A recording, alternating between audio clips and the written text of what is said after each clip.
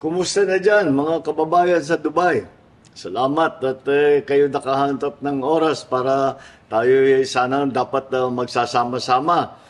Dapat magkasama tayo ngayon sa malaking pagtitipod ng PhilCom sa iba't ibang bansa.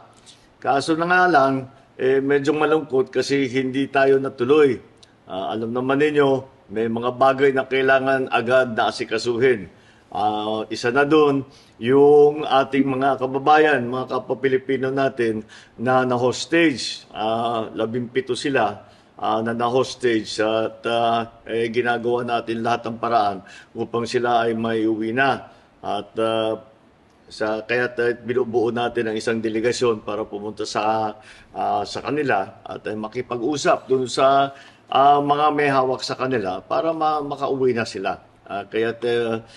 Siguro naman maunawaan ninyo na inunan muna natin yan dahil kailangan natin tiyakin ang siyempre ang seguridad ng ating mga kababayan.